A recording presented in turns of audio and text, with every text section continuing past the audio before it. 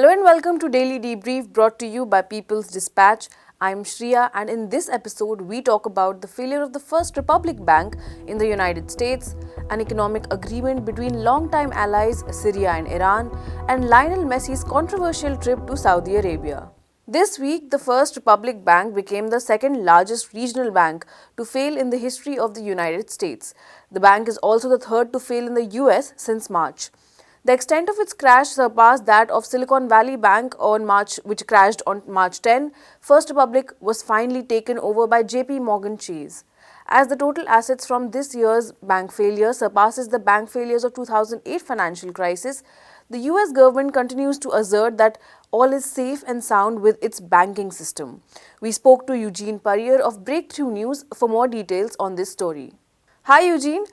For starters, can you tell us why the First Republic Bank, one of the largest and considered to be stable for years, has collapsed suddenly, adding to the list of bank failures this year? When we look at what really happened with First Republic, it's important to first note the scale. This is the second largest bank failure in the history of the United States. So it gives you a sense of the size of First Republic, significant bank. It was known as essentially the bank for the wealthiest people in America. And why they collapsed is they only planned for one scenario. They did not plan for the worst case scenario, because the way they would appeal to these higher net worth individuals is they would say, we have the best customer service of any bank, anything you need. We're there 24 hours a day. You can always count on us. You have a personal banker and so on and so forth. But in exchange for that customer service, they offered very little in terms of the interest rates on the checking accounts that people opened. So essentially, you weren't getting much financially, but you were getting a lot in terms of the commercial, in terms of the customer service and things like that. And if you're already relatively rich, you don't need 2-3%, whatever it is, 1%, 0.5%, that most banks offer on checking accounts. So it all worked out.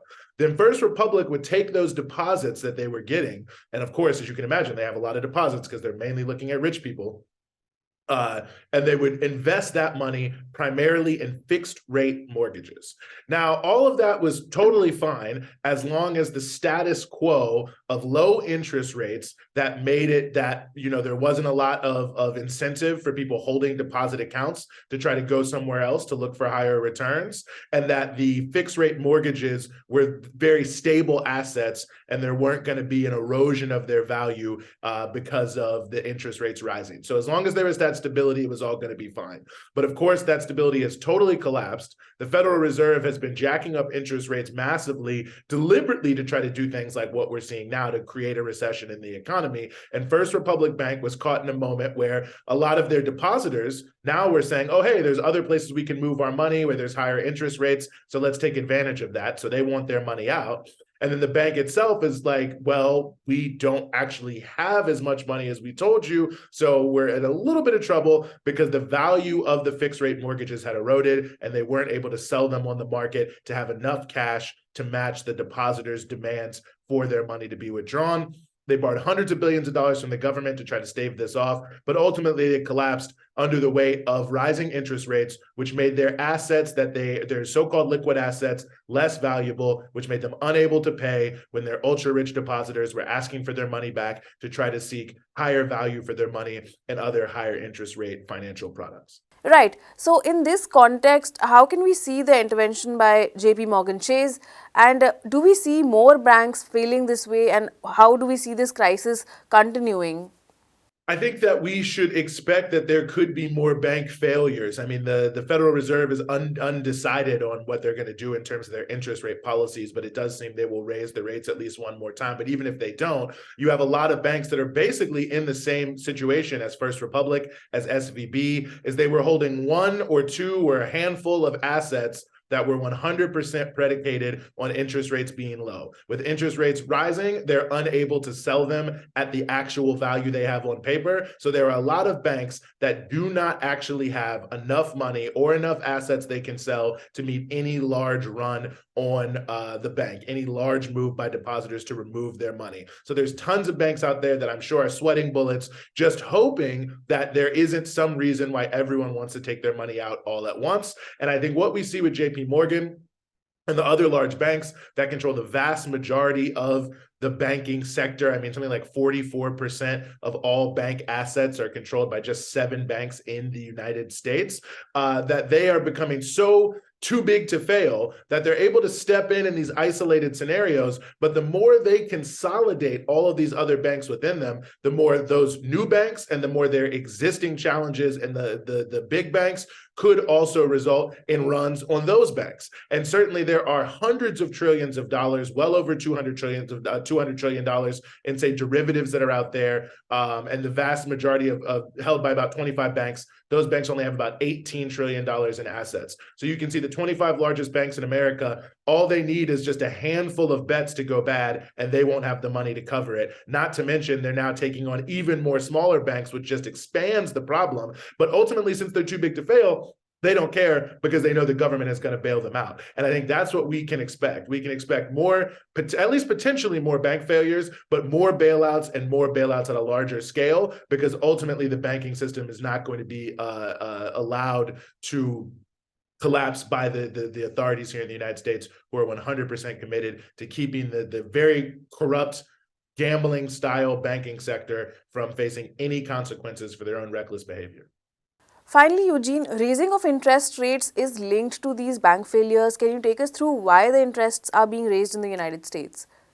I think what we're seeing with the Federal Reserve policy in terms of interest rate increases is the power of capitalist ideology, capitalist propaganda in America. I mean, the issue of inflation, which has nothing to do with, anything that workers have done, is being demagogued, is being totally stripped of context to push a policy that ultimately will put the brunt of the pain of resolving the issue of inflation on the working class. I mean, the Federal Reserve themselves has said in their own projections that they're expecting, and what they want is for about 2 million workers to lose their jobs this year in order to, as they would say, keep the economy from overheating. But basically what it comes down to is the vast majority of inflation, about 53 cents out of every dollar, is because of profits. But ultimately, the things that would really address that, higher taxes, price caps, and so on and so forth, would hurt the capitalist class writ large.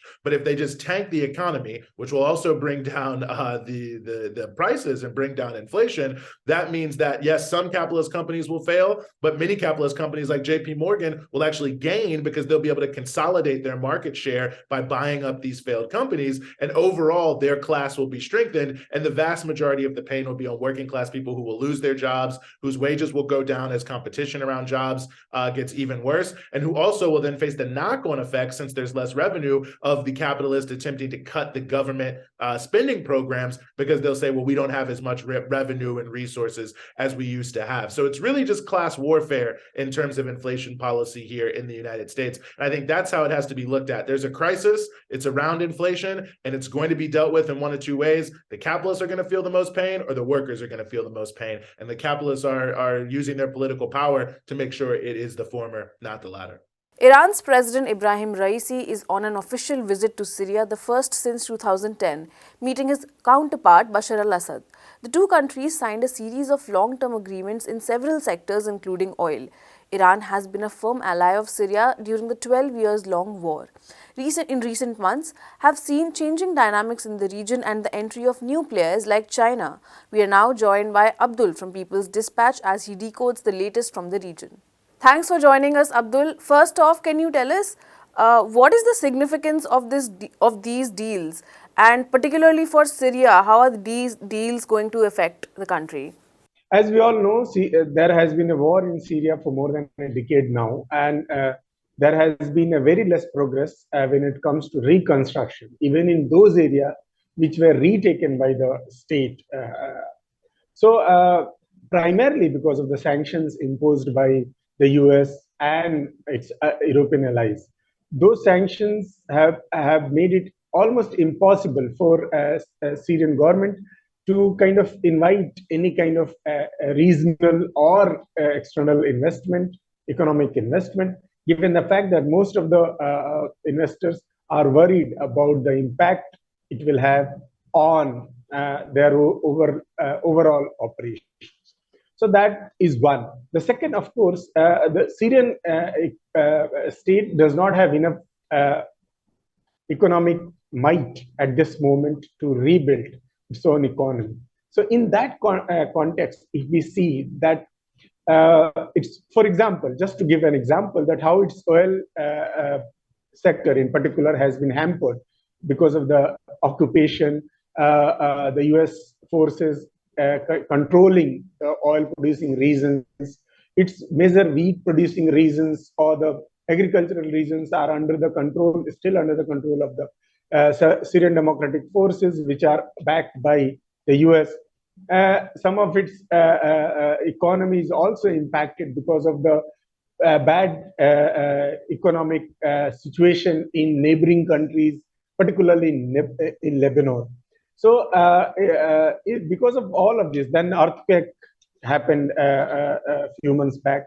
So because of all of this, the Syrian economy needs important international backing, significant international backing. And in that context, is relations with or agreements with Iran basically provides both economic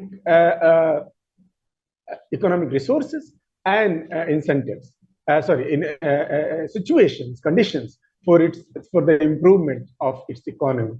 So if you see the nature of the deals which have been signed in the oil sector, in agriculture sector, in transportation sector, and in other sectors, basically creates possibility for heavy financial investment in building infrastructure, in kind of reviving the oil industry and building investment in modernization of agriculture in Syria. So all these things become very important economically for Syria. Apart from the economic aspect of it, there are of course political aspect. So yeah, in those contexts, the deals with Iran become very important for Syria. Right, Abdul, and recently we've been seeing important deals being signed in the region, which reflect a changing of dynamics and entry of new players. For example, what happened with Iran and Saudi signing a deal which was brokered by China. What can be said right now about what are the dynamics of the region and how likely is it to shape the near future? Well, if you see the statements given by both Ibrahim Raisi and Bashar al-Assad during their meetings yesterday, they are quite open about regional integration, the need of regional integration. They both of them emphasize that regional divisions create possibilities for the colonial intervention, external intervention, which basically thrives on dividing the countries, creating conflicts, creating wars in the region. And if we want to prosper as a region, peace and stability is required. And for that, the situation which is created right now, both Raisi and Bashar al-Assad talked about it, particularly hinting about how the rapprochement between Saudi Arabia and Iran has created positive situation in the region. It has led to talks about Syria's reintegration to Arab League. It has led to re-establishment of relationship between Syria and Saudi Arabia. And there are talks Syria is having with different other countries in the region to kind of restore the bilateral relationship, which were broken by the war which started in 2011. So if you see, there is an understanding that the regional integration is very important and peace is very important in the region. So it means that the conflicts, the bilateral conflicts which used to become regional and used to become a reason for war in different countries or conflict in the region, there is a greater realization that such conflicts need to be avoided as much as possible. And for that, the only way forward is for the countries in the region to come together and sit and discuss. There was a multilateral meeting about drug trafficking in the region a few days back in Jordan. And we have already talked about how there are attempts made by countries in the region to sort out their disagreements on various issues. Uh, so all these things. So in this context, if we see the restoration or kind of strengthening of Iran-Syria relationship, basically indicates that that this positive trend towards regional integration and more emphasis on talks, dialogues than on hard force is basically being realized, and this restoration of relationship is basically a sign of that. Thank you so much for joining us, Abdul, and for that update. Lionel Messi, the World Cup winning captain's unauthorized trip to Saudi Arabia, has set off a chain of events in the world of professional football. Latest reports say that the Qatari owned Paris Saint-Germain will not be renewing Messi's contract for a third year, while the popular football player may choose to transfer to a Saudi Arabian club. The 2022 World Cup winner has also been suspended for 2 weeks after missing a training session without permission because of sponsorship obligations in Saudi Arabia. Sidhant Annie joins us now with more details on this story. Thanks for joining us, Sidhant. Can you take us through the series of events that has happened? I mean, there is a lot that has happened, and in quick succession too, starting from the trip to Saudi by Messi. So, yeah. I think it started actually back at the World Cup, Shreya, and soon after that, when Cristiano Ronaldo actually made his move to Saudi, that's when the whole story began.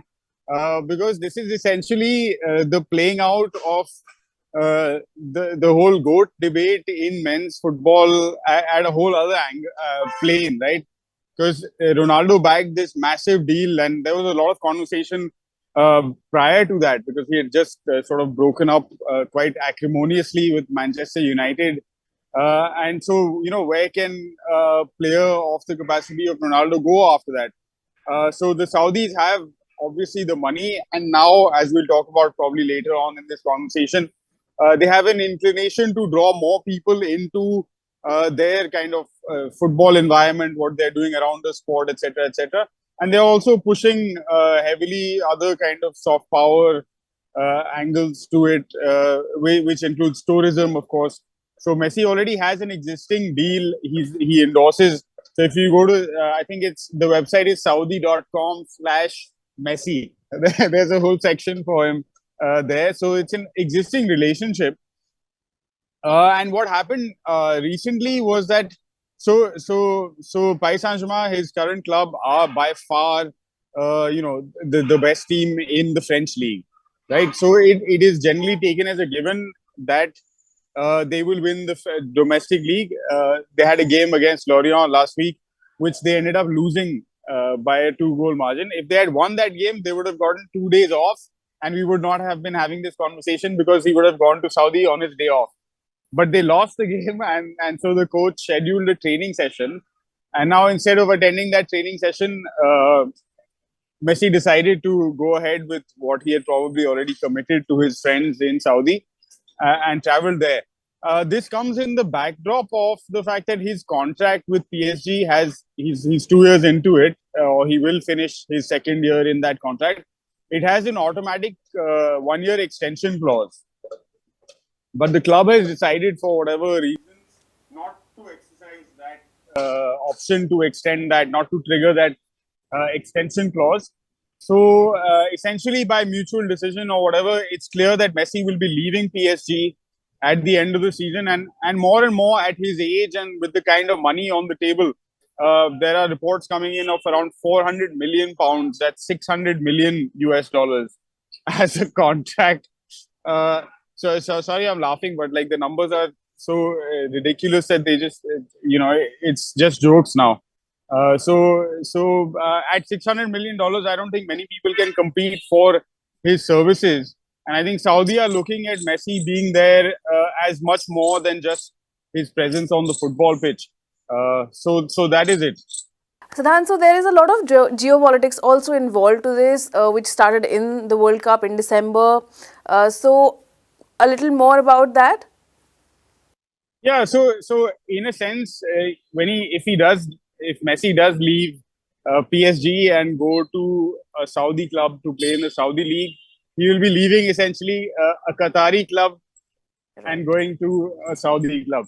So, as far as the big money in football today is concerned, particularly after the Russia-Ukraine war and the kind of sanctions that have been imposed on Russian entities.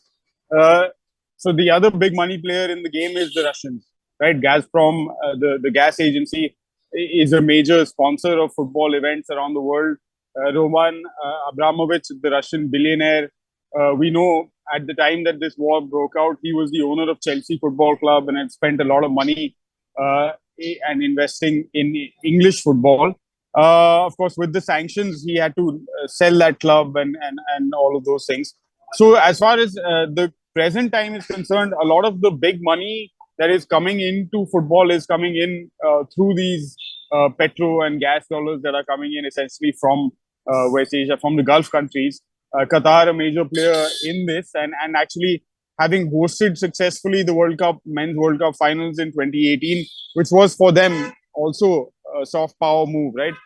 Part of being reintegrated into the regional economy, uh, sort of breaking out of re-establishing diplomatic relations. The Saudis played a major part. They were not the Saudis and the Qataris who had kind of in the thick of it when it came to this rift in the Gulf.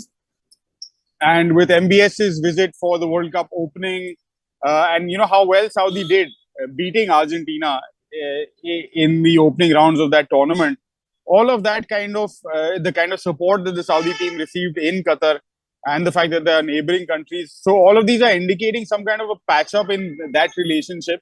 But essentially, what also the Gulf is thinking is that since it has all the money and with the current energy scenario globally, the world the way it is, they can kind of use these events, sporting events, mega expositions, public events to bring more people into the region. I think the Saudis have also engaged in a series of legal reforms to change particularly laws pertaining to women. There was a time when women weren't even allowed to drive in that country. That has changed now, and there have been sort of progressive changes. How much of those changes and how well implemented they are, of course, we are not discussing at present. But an image overhaul is definitely underway, and all of this is feeding very much into the possibility of them hosting, or that their desire to co-host at least the men's World Cup finals in 2030. Right. So, in fact, in Asia, this is now a big topic of conversation because the Asian Cup that is meant to be held next year, India, for example, was one of the countries that had put in a bid to host that tournament as well. But then suddenly unilaterally decided or announced a decision to withdraw from hosting it. And the reason given was that they would rather spend that money on developing grassroots level sport. But at the same time, a decision was also announced to host uh, a significant but not very popular Indian domestic tournament in Saudi Arabia, right? So there's a lot of quid pro quo going on, and I think the Saudis are full on collecting support for that bid for 2030, and I think that's the big thing at play, because we saw how the Western media approached the World Cup when it did happen for the first time in the MENA region, right?